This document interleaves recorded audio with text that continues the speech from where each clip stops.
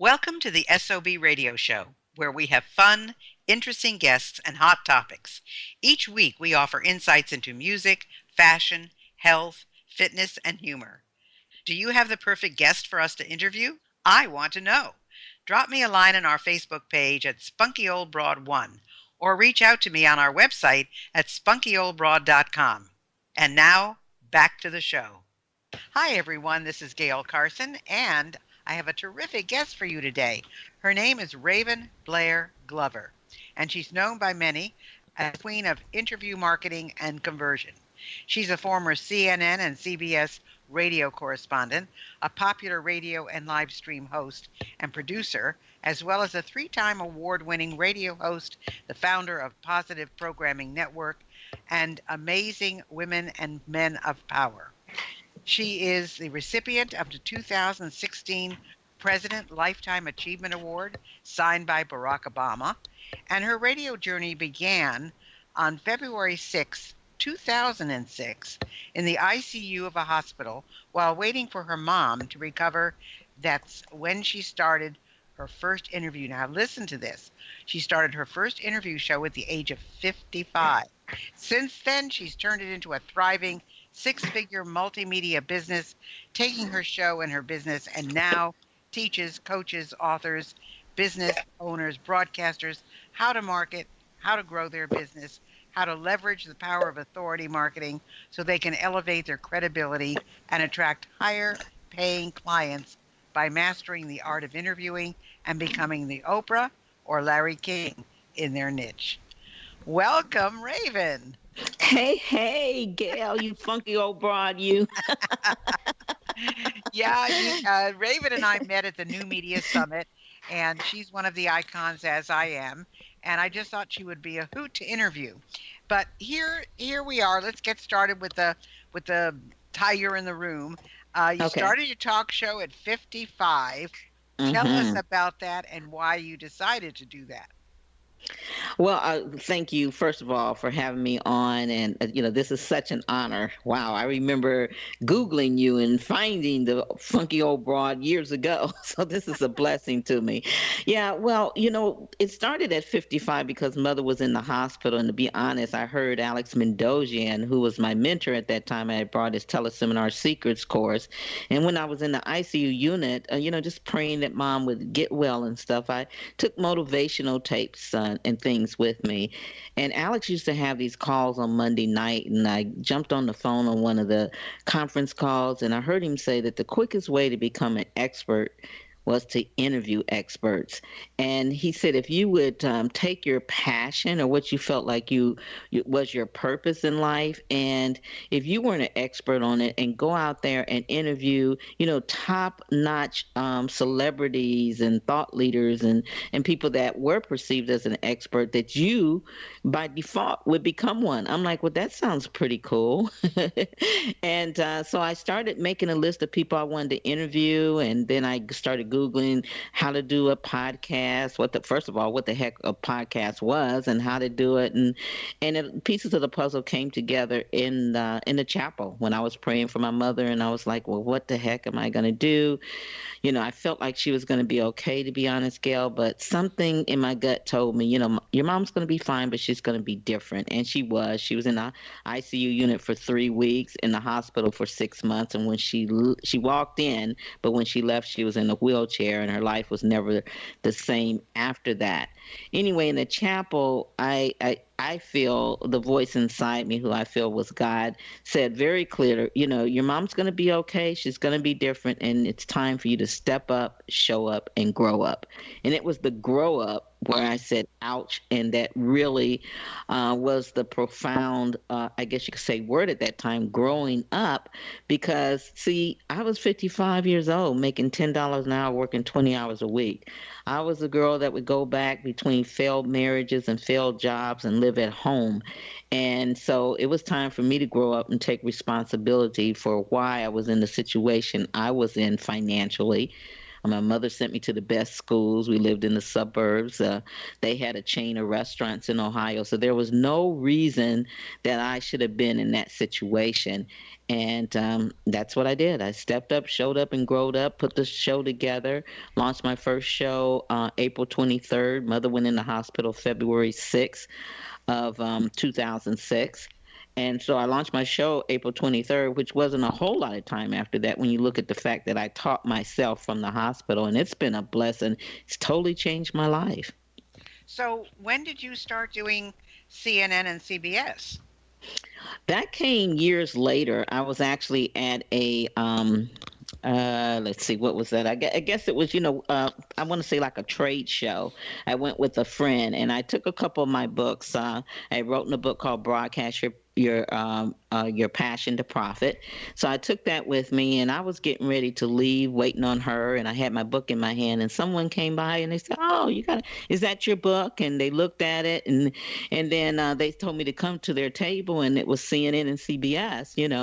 And so they brought my book from me and we talked a little bit. A couple weeks later, they contacted me, one of the producers, and say, "Hey, we have this show. It's really big, and this lady interviews people from restaurants and it's cooking and things like that.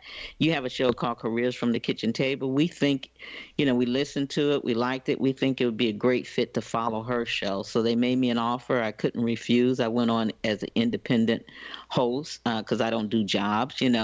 I told them wasn't interested in a job. I don't like corporate. That's not my thing, but I'd be willing to come on as an independent host. And we negotiated, and they gave me a few months where I didn't pay anything, gave me a chance to make some money and sell some advertisement before I actually went live. And it worked out. I was there for a couple years.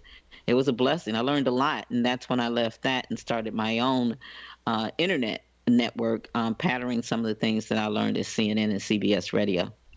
Fantastic. That's great. So, Hmm. you made this transition, but you also had some other challenges, I think. So, how did you get past them?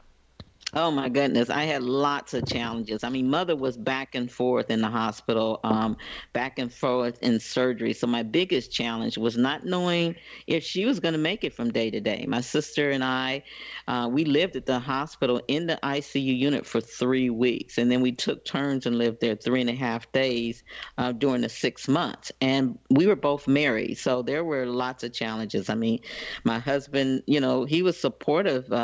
The husband at that time, I should say, was supportive. But 6 months is a long time, and being living at the hospital for 3.5 days, that can really affect your marriage. My sister didn't understand why the heck I was creating a radio show and interviewing people when we weren't even sure if mom was going to make it. So those were the type of challenges that I had, and it was hard to stay focused. Obviously we were worried about her, and fighting back and forth between my sister and my husband. Those were my biggest challenges. What wasn't a challenge was for me to throw myself into what my gut was telling me. Hey, don't try to figure out why this is happening to you now. Just go with it. There's a reason. And so that's the only thing I could follow. That's what pushed me through my, I guess you could say, my pain to my power. And listening to motivational tapes. I took audios from Les Brown with me. I took, of course, Alex Mendoza and stuff because I was going through his course, and I took Les Brown. I read a book called Unstoppable, and those things helped me stay strong with all the stuff that was going on. There was a couple of times we thought mom was not going to come back. She was almost comatose, not quite, but almost there. And we were really worried because, again, mother was the matriarch of the family. And I just couldn't even imagine how life would be if she had left. Since then, of course, she has gone, but she lived 6 years afterwards, and she lived long enough to hear some of my interviews with the people she always admired, like Les Brown, Lindsay Wagner, the Bionic Woman, Fran Drescher. And so she was able to hear me do these interviews and see her daughter make a full transformation. And in fact, I made her a published poet by putting one of her poems in my very first book. And I remember the smile on her face on that one. So, but yes, there were definitely challenges. But the biggest challenge was just, keeping forward, I guess you could say moving forward and keeping a strong mindset when everything around me was saying, stop, stop, stop. I kept Well, going. it's interesting, Raven. Most of our challenges don't come from what we're doing, it comes from our family. And you Hmm. were Hmm. dealing with a sister and you were dealing with a husband. And, Hmm. it's interesting how those things play into what we do more than anything else. So, how has now being a talk show changed your life? Wow. Every piece of my life has changed. Number one, I was an introvert, and so it's helped me. I'm still an introvert, but it's helped me to some point be a, I guess you could say, a forced extrovert. It's helped me to become a leader, and a mentor and a coach and have a business. See, a lot of people don't know, Gail, that at the age of 13 years old, I used to sneak to the neighborhood radio station. So the dream was always to be on radio from that age. But, as I grew older, I hated tests, so I shied away from the FCC tests. And, that at that time, it was more men in that industry on the air and not a whole lot of women. Women was in weather and they were beginning to be in sports, but, they weren't on air as often as guys, so it was a bigger battle. So that dream came alive and found me at the hospital. So, now I understand how important dreams is. And I love talking to my clients about, going for the dreams no matter what, and not to let the things around them beat them down. So it's changed my life in so many ways. It's made me a better person. I mean, when I look at this award signed by Barack Obama, whether you like him or not, or went for 100% of what he did or not, this is a signed award from him and the presidential pen. And I can tell you, I'm still in awe of that. That I was recognized in this way, and all I've done was interview people. And there's many other awards that I have received, and I was the kid that everybody thought wasn't going anywhere. I played around in school, I fought in school. My mother them owned a chain of restaurants, so the entrepreneur spirit was embedded in me, but I was fighting it seriously. Being able to you interview amazing people, Gail. So you know what? Just interviewing these people, you can't interview them and a little piece doesn't rub off of you. I'm one of the few people that have interviewed Dr. J.B. Hill, Napoleon Hill's grandson, and that's been an amazing accomplishment because like everybody else, I read that book Think and Grow Rich. I've interviewed Oscar winner Lou Gossett Jr. and all these amazing people that I didn't know. I wasn't in their circle, but I learned how to ask for the interviews, and I learned how to master the art of interview. I've been on the red carpet and interviewing celebrities, so it has totally changed my life. And I'm not making $10 an hour anymore. Well, That's that's the great. really cool thing about it. Yeah, and I'm helping Wow. other people make money by simply interviewing. And we teach people not only how to interview talk show hosts, but how to be interviewed on other people's shows. And we have a strategic formula that we use, and we teach people how to interview their clients. Once that you turn that listener into a fan, we're going to show you how to turn it into a buyer by doing another type of interview. And that's a client interview, and how to do one call closes. So, all that started from me crafting this show and designing it and teaching myself how to do it at the ICU unit. I thank God every single day for the blessing, for sure. Well, that's amazing. Yeah, out of tragedy very often comes triumph. So Hmm. I Hmm. think you're a walking, talking example of that. But you still have to be able to get a hold of all of these people. So how do you um, how do you reach the Oscar winners, and how do you reach the world leaders? I mean, and get them to say yes. I'd love to be on your show. Yeah, that's a big question because obviously they're being hit from all sides more nowadays than ever. Because before we were dealing with traditional radio and traditional TV, and them getting interviewed there. Now they're asked on podcasts and live streams and stuff. And that's a really good question because what makes them say yes to one and no to the other? What I found out. through my experience, it's not what you say, it's how you say it. So when we work with our clients, we teach them, number one is to not waste your time going after and asking for the interview for people that are more likely to say no then yes. And how do you decipher that? Well, you have to be in the loop of what they're doing. I tell my clients, you want to go and you want to, be follow them on Twitter or on social media. It's really easy to do now. Be part of their newsletter. Buy a product of theirs. I don't care if it's a $10 product. Buy something so you can be invested in them. So you can, when you have that conversation with them or their assistant or their public relations person, they know that you understand what's important to them and what they need from you. And it's got to be a win-win-win situation, a win for them wanting to be on your show, a win for your audience wanting to hear them, and a win for you. You got to have some satisfaction in there too. So we teach this formula called the icon interview formula.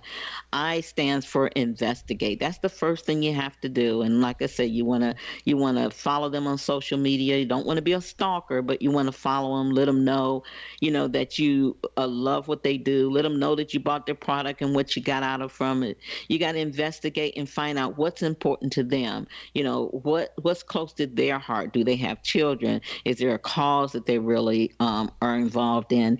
And what are they doing now? Did they just launch a book? Are they coming back from vacation? You got to know these things and figure out what would be the reason for them wanting to come on. What are they wanting to talk about right now? And the only way you're going to know that is to investigate. And then the C stands for connect. Once you investigate, you got to connect with them. And you want to connect. You're probably going to talk to their publicist, their manager, everybody but them. But every now and then, they'll pick up the phone or you'll actually connect with them and exchange emails and texts with them. So, in order to have that great connection and build the rapport, you have got to done a real good job investigating so that you can have an informative conversation, so you can bring up things during your conversation that's going to have them say, okay, yeah, I can see this.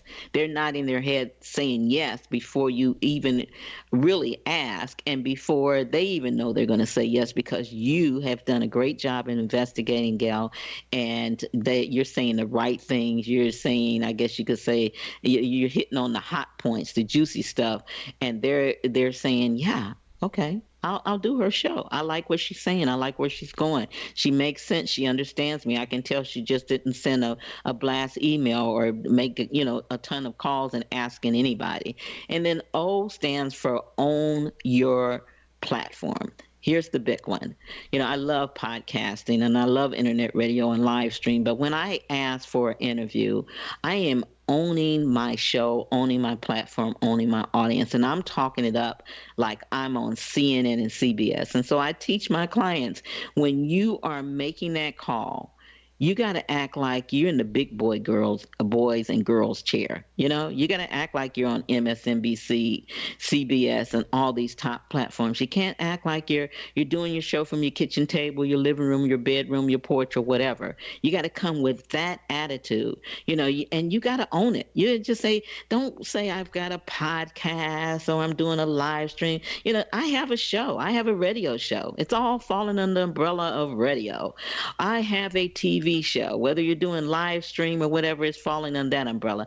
Then when you get to the particulars, then it's okay to tell them, but I go at them full strength, girl. I'm acting just like I'm on CNN. Yeah, baby, you better know it. And then N is get to the nitty gritty. Share a little bit, share some, save some. They ain't got a lot of time. They can't hear your entire story. I sometimes different people, I'm able to drip a little bit of my story, but I've done enough research that's going back to an investigation that I know that this story is going to resonate with them, and I'm going to drip a little bit of it fast. So however you go in there, get to the nitty gritty, make it quick, stay on point. They don't have a lot of time to waste. And that's our icon interview formula. That's how I did it. Well, I mean, that is a lot to digest, but it all makes sense. And that's the key. I mean, so I would say, I know that one of my keys to success is what I call persistence and Mm-hmm. discipline. What Mm-hmm. do you feel is your number one key to success? Well, we're both funky old broads, so of course. Being persistent, being consistent, you got to be assertive without being too aggressive. You know what I'm saying? And you can't be scared to ask. I actually tell people all the time, if you don't ask, you will not get. So one of the things that I really think is a key to my success is I'm okay with failing. I'm okay with failing as long as I fail forward. Okay. And there's not a lot of shame in my game. I think the older we get, I'm more on purpose now that I'm 67 than I was when I was 55 or even younger, because I know, okay, Raven, God willing, I'm going to have 20, 30 years left. I got a lot to do. My favorite mantra is don't wait to be great, do it now. And I wake up every single day with that attitude. I also learned from one of my best friends that you got to make it your intention each and every day, Gail, to get more life out of living and more living out of life. And I'm going for it. If they say no, it's a no. But I know it's never going to be a yes if I don't ask. Nothing beats a failure but a try. And I'm going for it. I'm asking. I'm going to try it. I'm going to experience different things. And I'm okay if I fail. Guess what? I brush off my knees, put my big girl panties on, and go at it again. Well, you're talking the SOB philosophy, that's for sure. Uh-huh. So, and that's the thing. I mean, and it's important for our listeners. Where this is a show Mhm. for women 50 plus. This is important for them to hear that you started this new career, and it was really a new career at Mhm. 55. And here you are, 67. I'm way past you, but you're here at 67 and Girl, you still be going looking good strong. too, I tell you. And that's the whole point. I mean, Mhm. it's not over till it's over, and that's Yeah. one of the things that I think is so important for everybody to understand is that don't give up. Just keep pursuing. They say in sales it takes 5 to 7 times of contacting someone before they say yes. In fact, the other day I heard it was up to 9 to 11. So it takes a lot, and you may just have to keep after something over and over and over and over until it's time for them to say yes. So don't Mhm. don't stay, oh no, somebody told me no. Just keep going and keep asking. And of course, one of the big famous things that a lot of people that you and I have both studied is they say next, this one's no, on to next. And so I think that that's something that's really important for women to learn, even more important to learn when they're over 50, even more to learn when they're over 60, and even more to learn when they're over 70, because people are going to say no. Ageism exists. We can't say it doesn't. It does Mhm. exist. But it's our viewpoint on how to tackle it and what to do that makes the difference. And that's, I think, the key to success in any language. And of course, the other great thing about what you and I both do is the fact that we meet such interesting people. Oh And yeah. they turn us on to new opportunities. They turn us on to new ways of doing things. And that's the beauty of continually learning and continually doing what's important. Now, we have about 2 minutes left in this segment Mhm. before we get into the next part. Is there anything you'd like to add before we say goodbye to this segment and pick up with our next part? Yeah, I'd like to add this, and for everyone, no matter where you're at in life now, what your age is, if there is something that you wanted to do, go ahead and do it. Don't put off tomorrow what we can do today because we only have the moment that we stand in. That's the only thing that we're promised, and that can be taken away just like that. What keeps me going and what I like to, say to inspire other people is, don't wait to when you unfortunately may be, or I may unfortunately be in a situation where we're stuck in the bed, we can't do anything. Our life at some point is taken away or has come to a stop. Take advantage and be exactly like my friend Cinnamon says, and start getting more life out of living and living more out of life. And remember, don't wait to be great. Do what you want to do now despite your age, despite your color, despite your finance. Don't let any of that define you. Go for your dreams no matter what. Boy, I totally agree with you. And you can certainly tell listeners that why Raven is queen of interview marketing and conversion. I mean, she's great at what she does. And this just all goes to show you she was making $10 an hour. She had a change in her life. She did it by really reevaluating who she was and what she was doing when her mom was in the hospital. And she had time to really think. And she became a talk show host at 55. And she's 67 and still going strong. So I want you all to take advantage of some quiet moments and sit down and think about where you are, what it is you want to do, what it is you want to try. You know, you can even, I still remember that movie, The Intern, with Robert De Niro, and he became a real instrument in that company because he had so much experience, but he was an intern at what, 70 or something. And he became the confidant of the owner because he was so competent in everything he did. So hang on, folks. We're going to come back with Raven in part two, and we're going to say bye for now and stick with us.